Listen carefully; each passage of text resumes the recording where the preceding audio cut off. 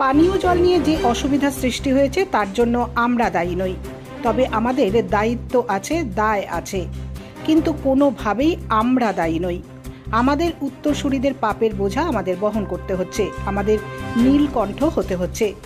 শুক্রবার শহরে পানীয় জল পরিস্থিতি খতিয়ে দেখতে গিয়ে সাংবাদিকদের মুখোমুখি হয়ে এমনটাই মন্তব্য শিলিগুড়ির মেয়র গৌতম দেবের। ফুলবাড়ির তিস্তা ক্যানেলের বাঁধের সংস্কারের জন্য পানীয় জলের সংকট তৈরি হয়েছে শিলিগুড়িতে। বিকল্প যে জল মহানন্দা থেকে উত্তোলন করে সরবরাহ করা হচ্ছে তা পানের অযোগ্য।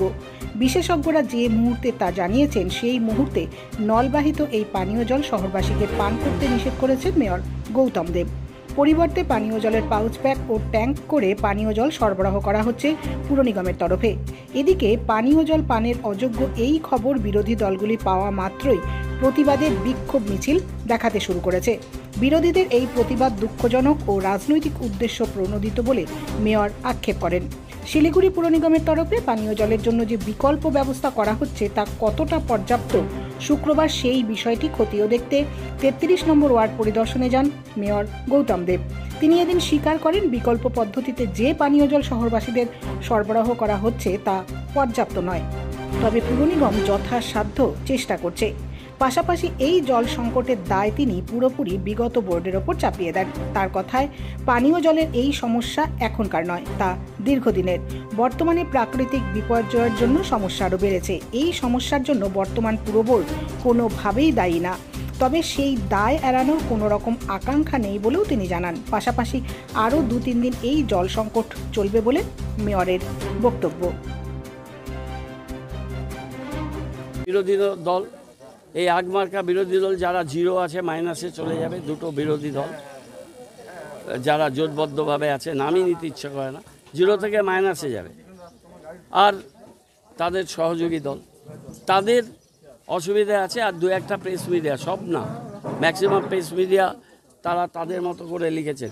সংবাদ মাধ্যম কি পরিবেশন করবেন সংবাদ, সেটা তো আমি তাদেরকে ঠিক করে দিতে পারবো না।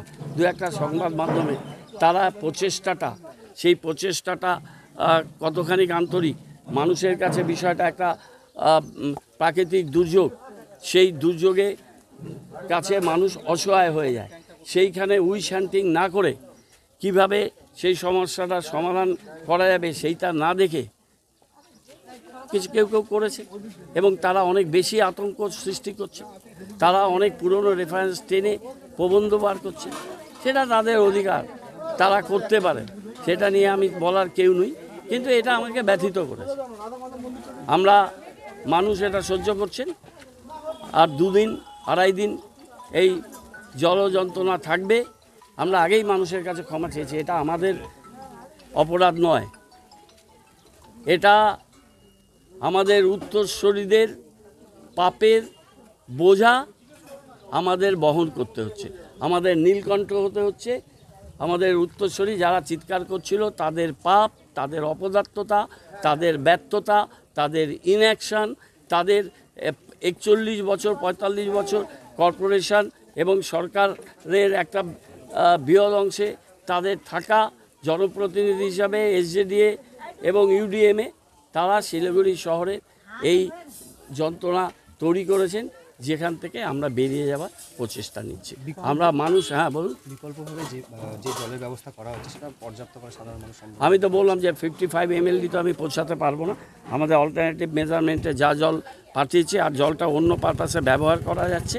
সুতরাং মানুষ এই অসুবিধা তো হচ্ছে, আমি বলতে পারি না যে মানুষের কোনো অসুবিধা হচ্ছে না, এটা তো অযৌক্তিক কথা। মানুষের অসুবিধা হচ্ছে, কিন্তু মানুষ সেই অসুবিধাটাকে নিচ্ছে, সহ্য করছে। মানুষ বুঝতে পারছে যে এই অসুবিধার জন্য যারা এই বোর্ডে আছে তাদের কোনো দায় নেই, তার দায়িত্ব আছে, দায় আছে, কিন্তু তারা এর জন্য দায়ী নয়। এই কথাটা আমি রিপিট করছি, এবং আমাদের প্রচেষ্টাটা মানুষ দেখছে। আমি শিলিগুড়িতে বড় হয়েছে, জন্ম হয়েছে, এখানে মৃত্যু হবে। শিলিগুড়ির মানুষের সাথে আত্মিক যোগাযোগ আছে। আমি জানি শিলিগুড়ির মানুষ, তাদের মনোভাব, তারা এটা আমাদের সহযোগী হিসেবে তারা এই ভূমিকা পালন করছেন। কিছু সংবাদ মাধ্যম আর কিছু রাজনৈতিক দলের সমস্যা আছে, সেটা আমি ছুঁয়ে যেতে পারবো না। তাদের প্রতি শুভেচ্ছা থাকলো, তারা ভালো থাকুন, আনন্দে থাকুন। একটা ইস্যু পেয়েছেন, তারা 1 তারিখ পর্যন্ত আরও অনেক কিছু লিখে যাবে। ইনটেক ওয়েলটা শেষ হতে কালকেও কথা হয়েছে, পেয়েছি সেক্রেটারি, এগুলো আমরা সব ওইখানে আমি বলতে চাই। ইনটেকটা আমার নিজের ধারণা ওরা 21-22 তারিখে হ্যান্ডওভার দেবে বলেছে জুনে, আমার ধারণা জুন পুরো কমপ্লিট লাগবে। তাহলে আমি প্রেস কনফারেন্সে কীভাবে বলবো? না ওখানে বলবো, ওখানে বল প্লিজ, এটা বলে ওখানে ইস্যু থাকবে না, অনেকগুলো ইম্পর্টেন্ট বিষয় বলবো।